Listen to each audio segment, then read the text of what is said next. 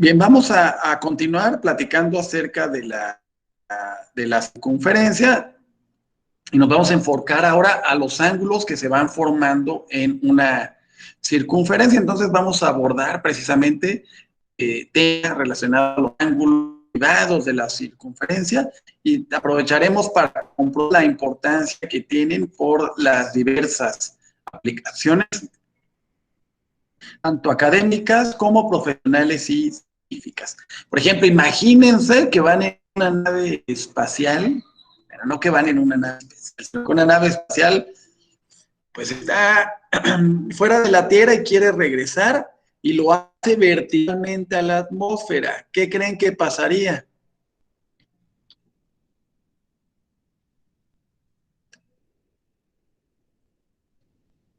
Os escucho. ¿Qué pasaría si una nave quiere regresar verticalmente? Yo les estoy haciendo señas y ya me acordé que no me ven.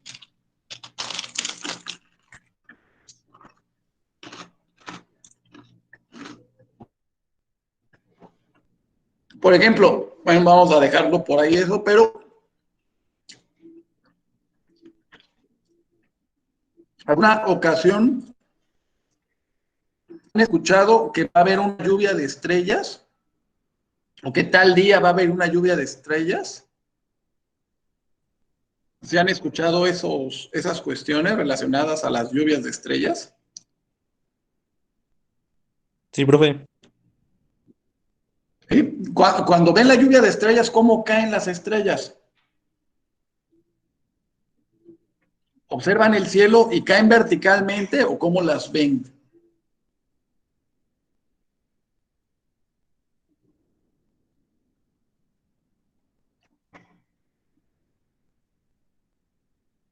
Sí, caen verticalmente, profe. No, ¿cómo es que verticalmente? La verían así, ¿no? Se va viendo como si se fuera, como cayera de manera circular, ¿no? Ahora se los voy a dejar de tarea que analicen cómo cae una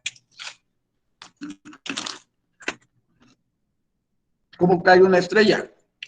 A ver, cuando hablamos precisamente de las lluvias de estrellas. Entonces, vamos a tocar nuevamente. Entonces decía por esta curvatura. Bueno, aquí es el ángulo central, que ya habíamos tocado esa parte de los... Bueno, empezamos a platicar, pero no lo hemos terminado. Este ángulo es el que tiene su vértice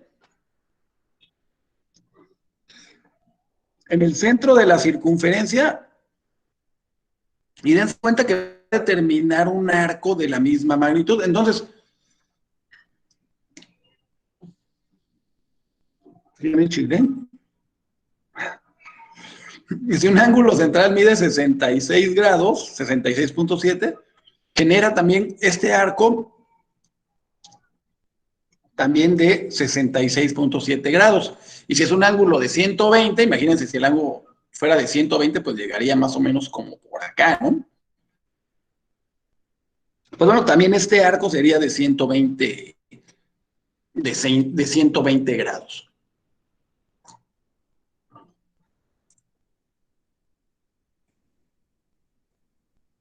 Bien, también tenemos el ángulo inscrito, que tiene su vértice. Este va a tener cualquier punto de la circunferencia.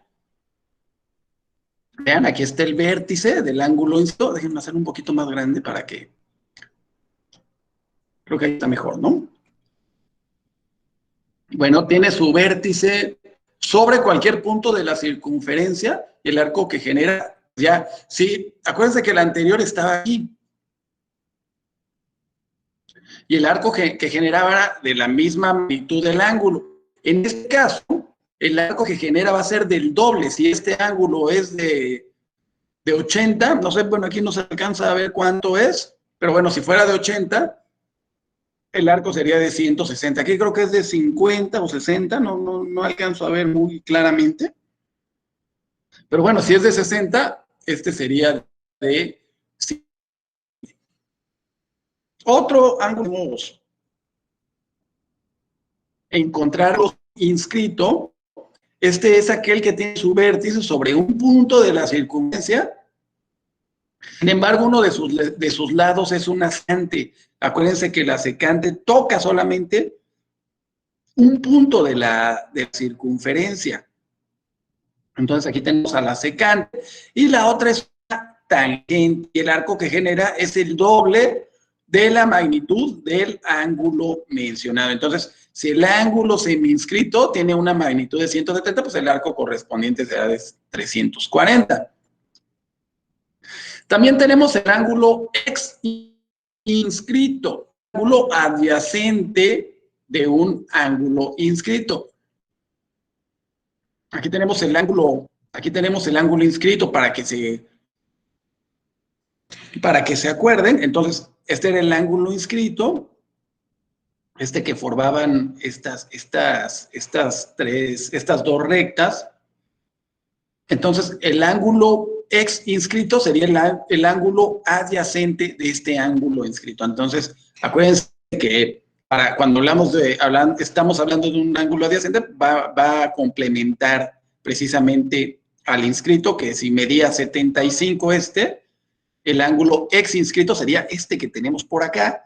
La suma de estos dos ángulos, tanto del inscrito como del inscrito, serían de 180 grados. ¿Sí? ¿Me explico?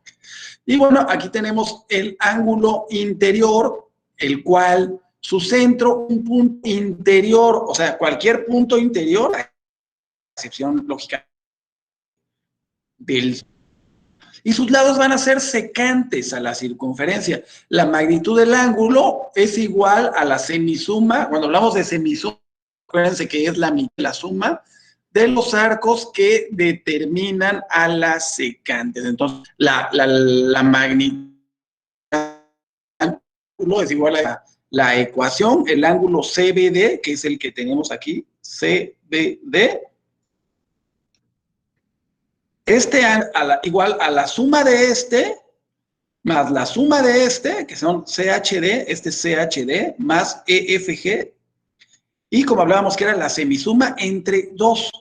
Por ejemplo, si el ángulo interior mide 60, entonces sus arcos miden 100 y 20, ¿verdad? Entonces esta es una de las características, bueno, otra de las características precisamente de los ángulos, es este ángulo interior.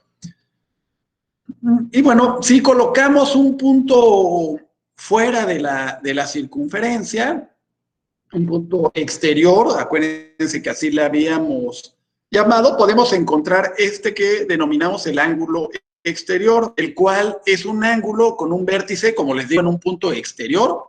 Y estos lados son secantes. ¿Qué significa que sean secantes? Que cruzan un par de puntos de la circunferencia, ¿verdad? Y entonces el ángulo exterior a una circunferencia es igual a la semisuma de las medidas de los por sus lados. Esto es así como lo estamos marcando por aquí. Tenemos aquí la secante, ¿no? Aquí tenemos dos rectas tangentes, bueno, bueno, en el ejemplo podemos tomarlo como con secantes, como con tangentes, porque no dejan de cumplirse, pero bueno, vamos en este documento nos lo muestra con un par de rectas tangentes, perdón. Entonces tengo el ángulo CBD, que sería CBD, es este, va a ser igual al CED más el FGH. Esto se los voy a representar en el ejemplo que tenemos aquí, donde tenemos la recta secante y la tangente. Aquí tenemos el CED, aquí tenemos el FGH. Entonces sería la suma de estos dos entre 2. Sería nuestro ángulo que tenemos aquí, el CBD, ¿no? No sé si está quedando claro hasta ahora, entonces sería esta suma. Entonces, si los arcos que determinan el ángulo exterior son de 128 y 48, el ángulo, al sumarlos, nos quedaría de 84 el ángulo el ángulo CBD, que es el que estamos tratando de calcular, ¿no?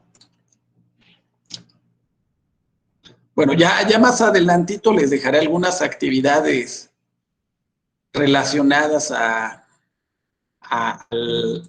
estos ejercicios, pero vamos a pasar a un poquito de historia con relación al perímetro y al área, una circunferencia, ya que la circunferencia ha jugado un papel importante, ya que la aplicación de sus propiedades pues, se observan muchas cuestiones, ¿no? Por ejemplo, en las llantas, en envases, residuos. Creo que esto ya se los había comentado en algún momento, incluso les platicaba el valor de pi, que alguien me decía que el valor de pi era igual a 3.1416.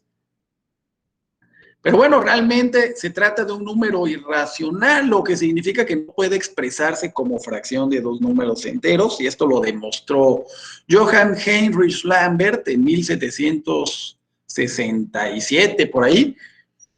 Es un número trascendente, es decir, que no es la raíz de ningún polinomio ni de coeficientes enteros.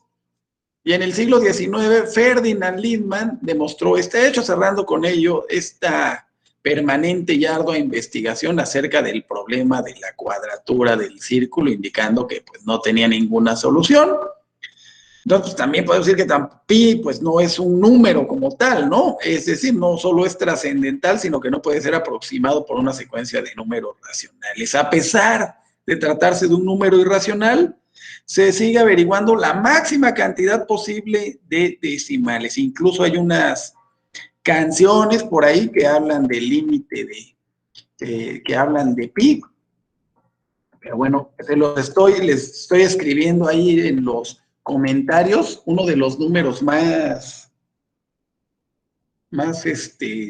aproximados a pi: 3.14, 15, 92, 65, 35, 89, 79, 32, 38, 46, 26, 43, 38, etcétera, etcétera. Bueno, y ahí ustedes lo ven para que vean que pues pi no deja de ser una incógnita y tiene ahí unas cuestiones un poquito oscuras, ¿verdad? Pero bueno, en ciencia, tanto como en ciencia como en ingeniería, esta constante puede emplearse la mayoría de las veces con una precisión de solo una docena de decimales.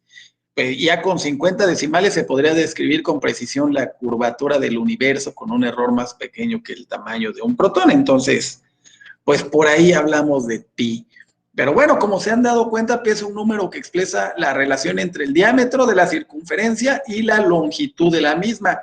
Dicho en términos más comprensibles, pi es el número de veces que el diámetro se subtiende sobre la circunferencia. Esto quiere decir que pi multiplicado por la longitud del diámetro es igual a la longitud de la circunferencia, que también a esto se le llama perímetro. Entonces, si yo tengo esta circunferencia, bueno, aquí esta no, pero imagínense que esta, y aquí tenemos el diámetro.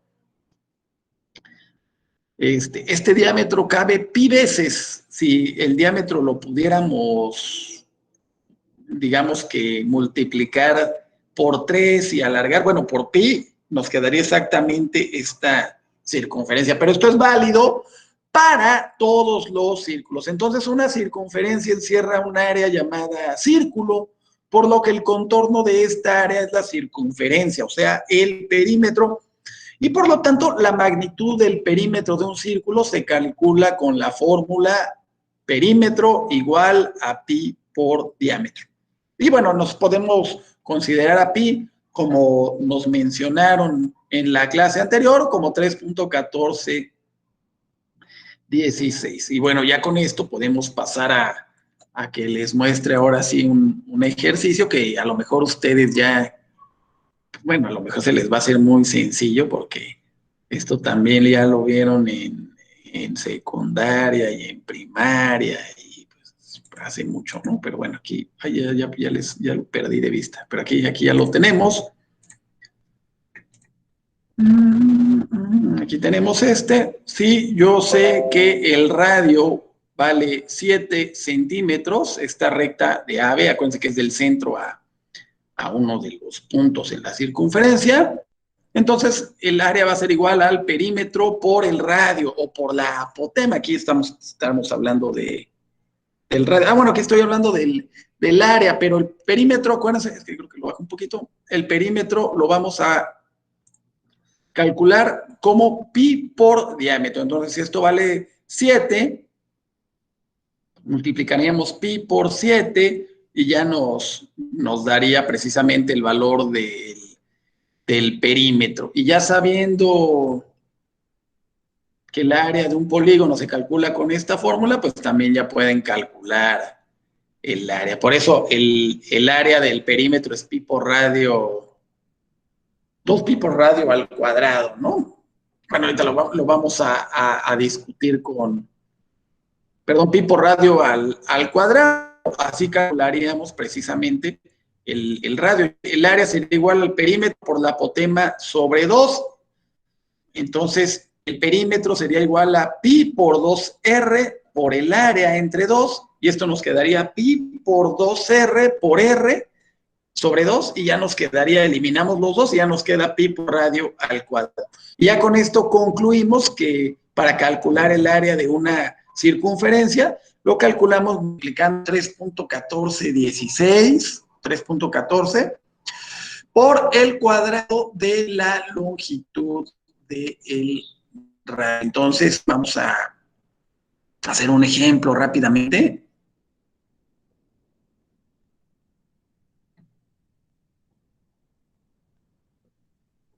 Relacionado al perímetro, perdón, al área.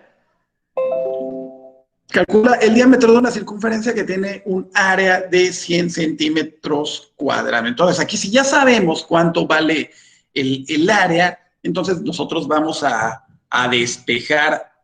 En este caso, dice que el área es igual a pi por radio al cuadrado. Acuérdense que aquí el radio al cuadrado lo voy a escribir como el diámetro entre 2 al cuadrado, y esto va a ser igual a pi por el diámetro al cuadrado entre 4. Entonces, ya despejando el diámetro, nos quedaría esto, raíz de 4 por el área entre pi. Y ya sustituyendo el área, que en el ejercicio nos dice que son 100 centímetros cuadrados, entre pi, que son 3.1416, nos va a quedar, multiplicando 4 por 100, nos queda 400 entre 3.14. No sé, y cuando les quedamos la raíz nos queda 11.28. Aquí pues hacemos así porque motivos de tiempo. Pero bueno, estos son algunos ejercicios que pueden estar relacionados a la circunferencia, tanto como al diámetro y algunas otras cuestiones. No, normalmente vamos a utilizar las fórmulas de pi por radio al cuadrado y de pi por 2πr o pi por diámetro para calcular precisamente el perímetro de una circunferencia. Entonces, por ahí viene precisamente estas cuestiones relacionadas a la circunferencia. No sé, bueno, vamos a ver si podemos avanzar otro poquito. Yo creo que el día por hoy vamos a dejar hasta aquí nuestro video y nos estaremos viendo en uno próximo. Me dio gusto saludarlos y cuídense.